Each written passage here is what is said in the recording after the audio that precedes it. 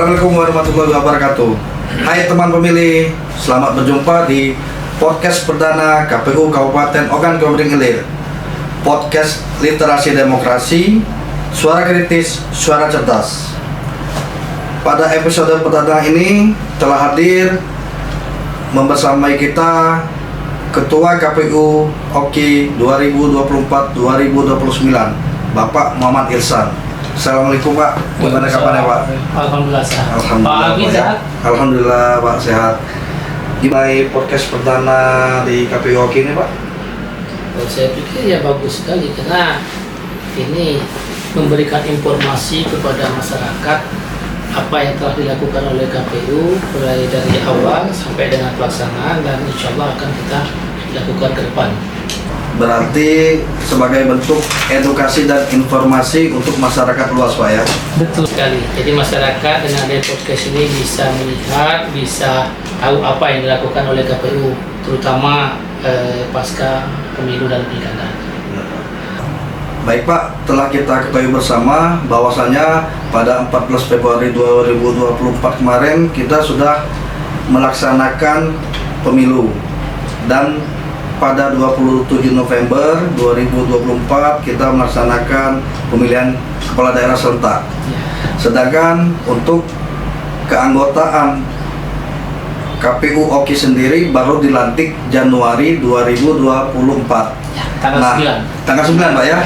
Nah itu bagaimana Pak? Dengan waktu yang sangat mepet dan saling kejar-kejaran antara tahapan pemilu dan pilkada yang secara beririsan, itu gimana menurut Bapak?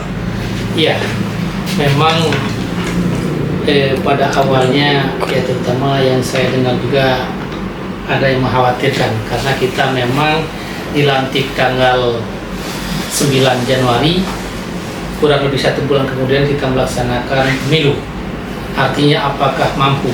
Tapi alhamdulillah memang karena teman-teman kita khususnya di KPU ini ada yang berasal dari PPK, dari Panwascam, ada juga yang dari Bawaslu. Jadi alhamdulillah semua itu bisa berjalan dengan baik. Namun memang kerja kita harus ekstra. Jadi dengan tahapan-tahapan pemilu yang telah ada, jadi terutama masalah kelogistikan.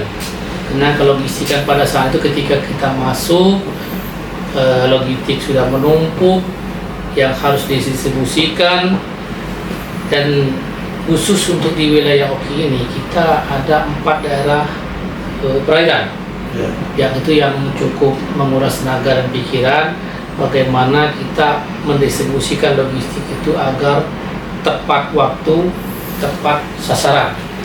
Karena memang yang kita utamakan itu wilayah-wilayah yang terluar, tertinggal. Jadi kalau wilayah yang terdepan mungkin tidak sulit bagi kita untuk mendistribusikan logistik itu. Dan alhamdulillah semua tahapan pemilu bisa kita lalui. Ya, perlu ini kita berikan apresiasi kepada KPU karena kita manajemen KPU itu cukup bagus, walaupun bekerja siang dan malam secara manusiawi memang melampaui, sehingga kita ada yang kurang tidur, bahkan ya walaupun itu kena Tuhan ada yang sampai meninggal. Tapi alhamdulillah KPU bisa melaksanakan pemilu khusus di Kabupaten OKI ini berjalan dengan baik, lancar dan kondusif. Alhamdulillah sekali. Jadi kita melaksanakan itu sambil praktek belajar. Artinya learning by doing, di situ kan kita jalani. Artinya kita sembari jalan, kita sembari belajar, sembari membaca aturan-aturan perubahan yang ada, berikut dengan tahapan-tahapan yang telah dilaksanakan. Alhamdulillah semua itu kita lalui dengan tepat waktu. Begitu Pak ya. Jadi walaupun waktunya tidak banyak dan hal-hal yang dianggap bisa mempengaruhi proses tahapan, akhirnya semuanya bisa berjalan dengan lancar. Alhamdulillah. Alhamdulillah. Terus selanjutnya Pak, di masyarakat umum kan biasanya banyak beredar pertanyaan klasik nih.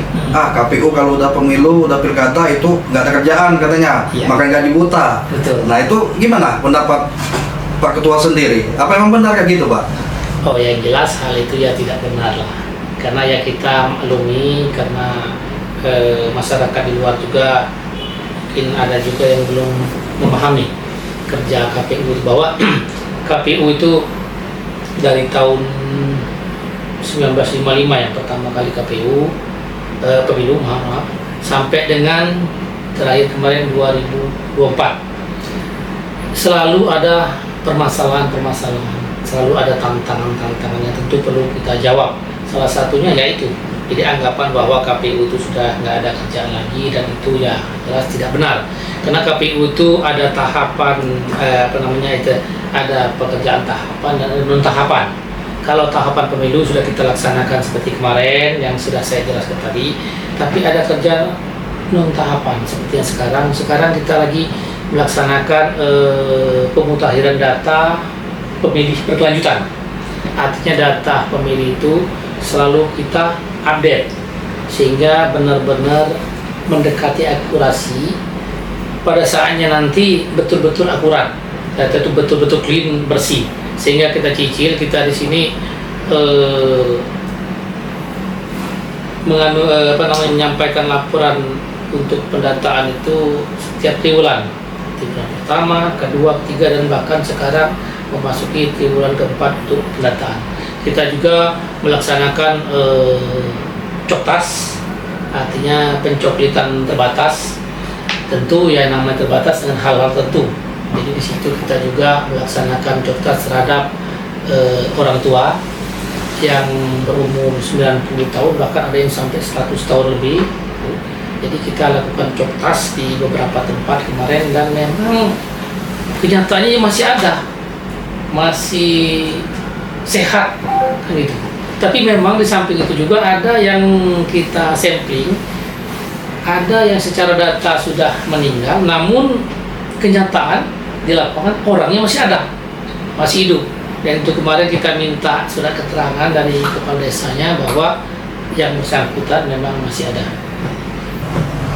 Baik Pak, berarti menurut keterangan dari Bapak tadi bahwasanya memang KPU ini setelah pemilu dan pilkada itu tetap ada kerjaan gitu ya, bukannya nganggur. Cuma memang intensitasnya tidak rumit atau tidak sepadat di saat kita sedang tahapan. Pemilu ini kan kita tahu bahwa kerja di KPU ini penuh waktu dalam artian kita bekerja itu selama 24 jam. Selagi itu ada pekerjaan, kita mengenal waktu ya.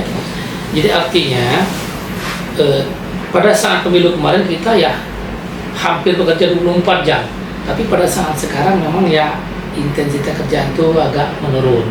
Tapi ya itu, kita tetap melaksanakan pemutakhiran data pemilih itu dari minggu ke minggu, dari bulan ke bulan. Setiap bulan itu kita selalu update. Kita kerjasama juga dengan alhamdulillah ya Dukcapil mendukung, kemudian dengan data BPJS, disandingkan juga data BPS, dan ke depan ini kita rencananya akan koordinasi dengan TNI dan Polri, karena itu berkaitan juga dengan data pensiun. Artinya ketika mereka itu pensiun, mereka itu bisa memilih, memasuki pemilih baru namanya kan gitu. Dan juga mungkin ada yang umur antara 17 sampai 21 tahun itu masuk TNI atau masuk polisi. Artinya dia harus kita keluarkan dari data pemilih. Jadi hal-hal seperti itu memang kita selalu gunakan. Jadi banyak sekali yang kita kerjakan, terutama di situ orang meninggal, pindah alamat, berubah status. Ya mungkin nanti ada juga yang kita tahu bahwa yang ini itu kan umur 17 tahun, tapi pada akhirnya nanti begitu dekat waktu pemilu bisa jadi yang tadinya belum masuk karena dia sudah menikah, dia ini masuk. Jadi kita selalu mengupdate data, karena memang kalau nggak kita cicil itu akan kesulitan bagi kita ke depannya untuk mencari data yang clear. Terakhir Pak, sebagai Ketua KPU Oki, bagaimana kedepannya Bapak mengawal dan menjaga demokrasi di KPU Kabupaten Oki ini bisa berjalan dengan semestinya? Ya tentu kita mengharapkan peran aktif dari masyarakat ya. Jadi masyarakat itu kemauan berpolitik masyarakat itu sangat kita perlukan, pengawasan terhadap pelaksanaan pemilu. Artinya nanti pemilu itu ya ada penyelenggara, ada peserta. Itu semua artinya kita sama-sama awasi, saling memberi informasi. Juga itu kita mengharapkan teman-teman media, kontrol dari teman-teman media, apa yang menjadi kebijakan atau peraturan KPU itu bisa sampai ke bawah, dan juga apa yang diharapkan atau informasi dari bawah bisa sampai ke KPU. Artinya dengan pengawasan masyarakat pun kita harapkan KPU ini tetap jurdil, tetap bisa melaksanakan tugasnya secara profesional sekalipun ada tekanan-tekanan dari hal-hal yang lain. Baik Pak, terima kasih untuk waktu dan keterangannya Pak. Semoga bisa menjadi pengetahuan buat masyarakat luas. Baiklah teman-teman pemilih, inilah bagian dari episode perdana podcast KPU Kabupaten Ogan Komering Ilir. Secara garis besar, KPU Oki post election itu tidak pernah nganggur. Bahasanya KPU itu setelah habis pemilu atau pilkada nggak makan gaji buta. Seperti yang sudah Bapak Ketua KPU Oki sendiri tadi jelaskan. Teman pemilih, inilah rangkaian episode perdana podcast KPU Kabupaten Ogan Komering Ilir. Semoga apa yang telah disampaikan oleh Ketua KPU Oki tadi bisa menjadikan ilmu pengetahuan dan pembelajaran bagi teman pemilih semua. Dan jangan lupa teman pemilih harus tetap menyaksikan episode podcast KPU Oki selanjutnya, tentunya dengan narasumber yang keren lainnya. Terima kasih. Assalamualaikum warahmatullahi wabarakatuh. Salam.